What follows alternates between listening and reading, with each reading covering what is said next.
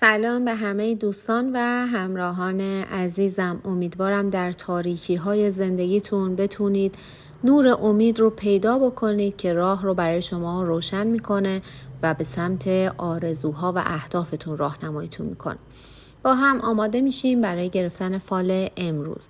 هر نیتی که در ذهنتون دارید، نیت کاری، احساسی، مهاجرت، هر نیتی که دارید انجام بدید. تا چند ثانیه دیگه میریم سراغ دیوان و من غزل و تفسیرش رو براتون میخونم.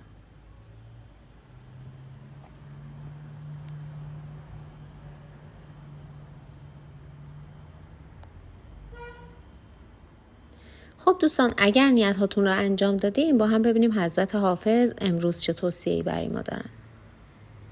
اگرچه عرض هنر پیش یار بی ادبی است، زبان خموش ولیکن دهان پر از عربی است.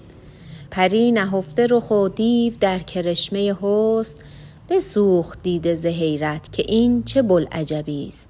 در این چمن گل بیخار کس نچید آری، چراغ مصطفوی با شرار بولهبی است.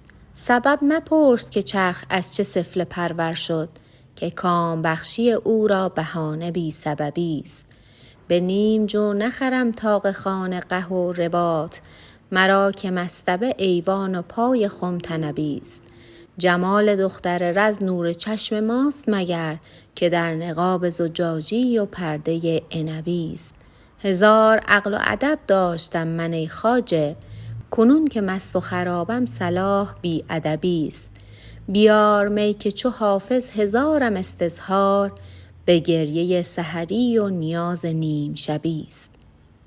خب دوستان، حافظ میگه زندگی، روزگار، سختی ها و بالا و پایین زیادی داره و خیلی وقتها پیش میاد که افرادی بی هنر، بی استعداد جایگاهشون با افرادی که استعداد زیادی دارن و توانایی های بسیاری دارن عوض میشه و جای بدی و خوبی در واقع با هم عوض میشه.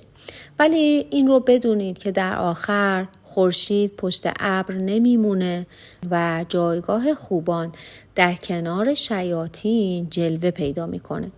هیچ دلیلی نداره که شما همیشه عقایدتون رو بخواید بی‌پروا ابراز بکنید.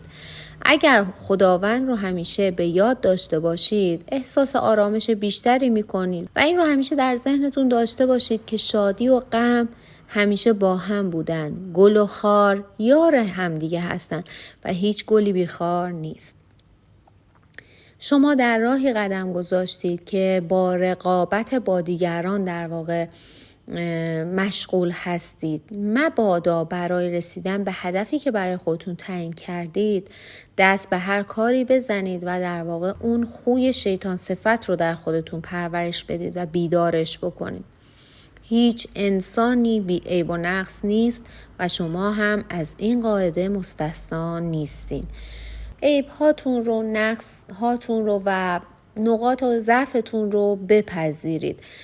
کار دیگران رو بی ارزش نکنید تا کار خودتون هم پر اهمیت باشه و این دور از ادبه که بخواد کار بقیه رو بی ارزش جلوه بدین. رسیدن به سعادت ساده و راحت نیست، ولی سعی کنید ثابت قدم باشید، تلاش بکنید تا به چیزی که میخواید برسید. یه مدتی هست که توی کار دنیا حیرون موندید و حکمتش رو متوجه نمیشید.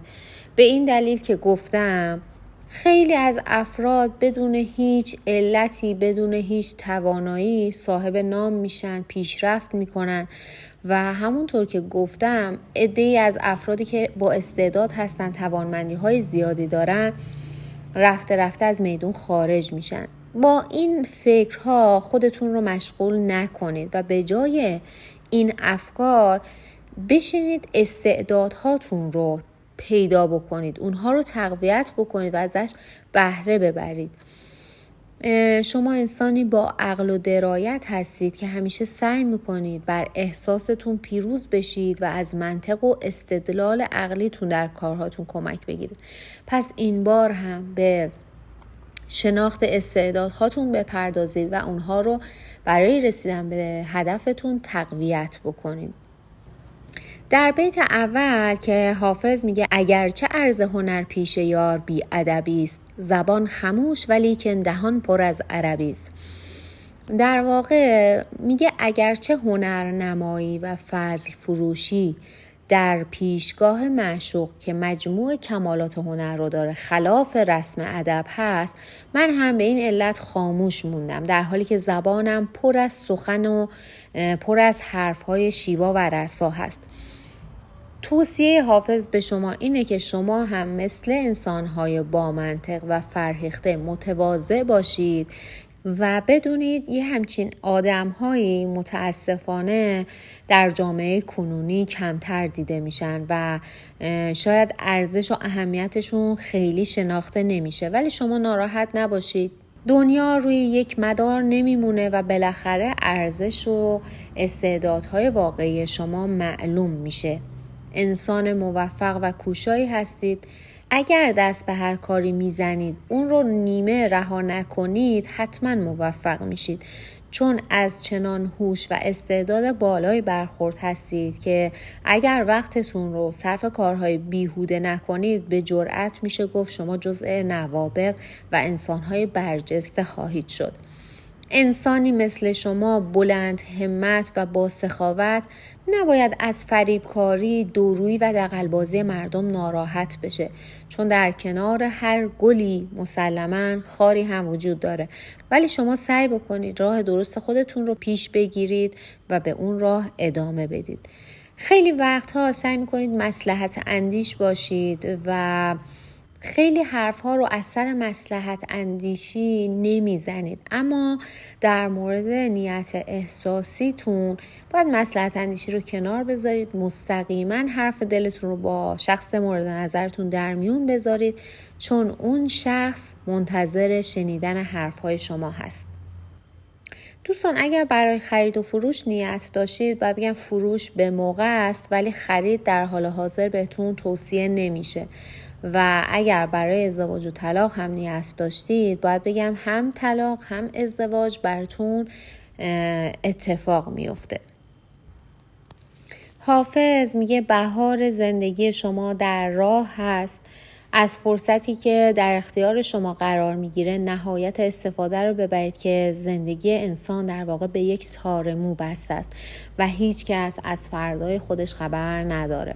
پس غم دنیا رو نخورید و به فکر خودتون باشید. کمتر از زندگی شکایت بکنید که هر چیزی که خدا صلاح بدونه قطعاً همون اتفاق خواهد افتاد. به رحمت خداوند امیدوار باشید و در هر حالت رضایت خداوند رو در نظر بگیرید.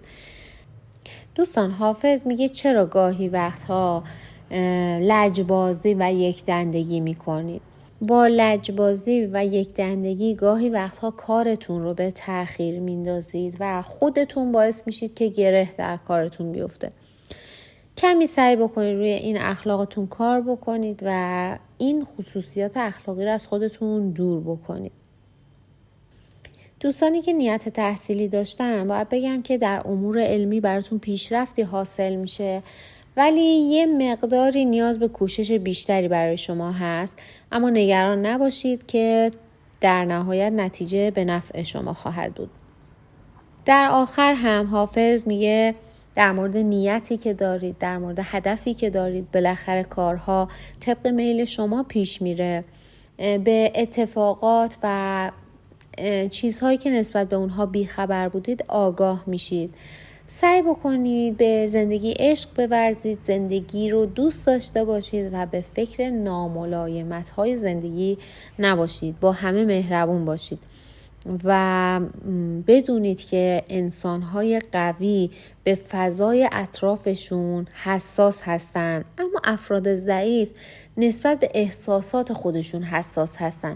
یعنی از فضای اطرافتون، از موقعیت هاتون، از کوچکترین زیبایی که در زندگیتون میبینید احساس لذت بکنید، شوق زندگی رو در خودتون زنده نگه دارید و از لحظه لحظه، از ثانیه ثانیه عمرتون لذت ببرید که لحظه که میگذره، ثانیه و ساعتی که از زندگی ما میگذره غیر قابل برگشته. همونطور که خیلی وقتها ما حسرت گذشته رو میخوریم، زمان حالمون هم که از دست بدیم تبدیل میشه به گذشته.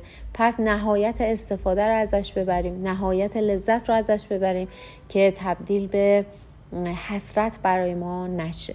دوستان عزیزم، ازتون ممنونم که امروز هم با من همراه بودید. همونطور که قبلا هم بهتون گفتم، یکی از لذت بخشترین کارهایی که من بین کارهای روزمرم انجام میدم اینه که بیام ببینم ویدیوها چند تا لایک خورده، چند نفر به جمع ما اضافه شدن و بهترین قسمت این کار برای من خوندن کامنت های پرمهر و محبت شما هست که باعث ایجاد انگیزه و انرژی در من میشه که من فارغ از تمام مشغله ها و دغدغه هایی که در محیط کار و در منزل دارم، اما دوست داشته باشم این راه پرفراز و نشیب و سخت رو در کنار شما و با شما عزیزان همراه باشم و طی بکنم. خیلیاتون در تلگرام با من در ارتباط هستید، درد و دل میکنید، از مشکلات خیلیاتون مطلع هستم. همینجا از خداوند بزرگ میخوام گره از مشکلات همه باز بکنه. از شما هم میخوام برای همه دوستان دعا بکنید. ازتون ممنونم و به خدا میسپارمتون.